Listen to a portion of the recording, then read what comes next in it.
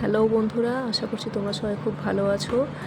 আজকে আমি চলে এসেছি একটা অন্য রেসিপি নিয়ে। আজকে আমি সজনে পাতার ভাজা করে তোমাদেরকে দেখাবো।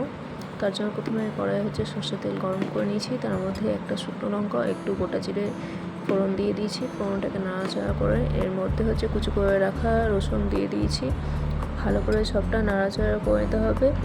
এবার এর মধ্যে পেঁয়াজ কুচি দিয়ে দেবো। পেঁয়াজটা ভালো করে ভেজে নিতে হবে। দুটো কাঁচা লঙ্কা এর মধ্যে দিয়ে দেবো, একটুখানি লবণ ও হলুদ দিয়ে পেঁয়াজ কুচিটা ভালো করে ভেজে নিতে হবে। মিডিয়াম টু লো ফ্লেম রেখে পেঁয়াজ কুচিটাকে ভালো করে ভেজে নিব। পুরনো বন্ধুদের অসংখ্য ধন্যবাদ আমার সাথে থাকার জন্য। নতুন বন্ধুরা আমার চ্যানেলটিকে সাবস্ক্রাইব করে অবশ্যই আমার পাশে থেকো।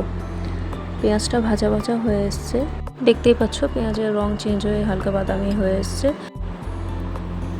এবার এর মধ্যে আগে থেকে কেটে ভালোভাবে সেদ্ধ করে রাখা সজনে পাতা মিশিয়ে নেব। সজনে পাতাটা সেদ্ধ হতে একটু সময় লাগে, সেই জন্য আমি আগে থেকে একটুখানি গরম জলে ভাপিয়ে নিয়েছি।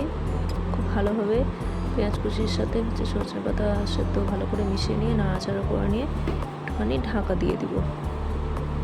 মিডিয়াম টু লো ফ্লেমে কিছুক্ষণ ঢাকা রেখে রান্নাটা হতে দেবো। আবারও ঢাকনা খুলে নাড়াচাড়া করে নিয়েছি।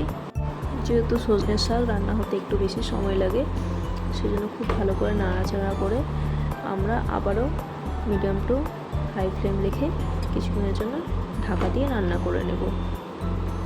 ঢাকনাটা এবার খুলে নিয়েছি। দেখো বেশ সুন্দর আমার সজনের শাক ভাজা ভাজা হয়ে এসছে। আজকের আমার রেসিপিটি তোমাদের কেমন লাগলো অবশ্যই আমাকে কমেন্ট করে জানিও তোমরা।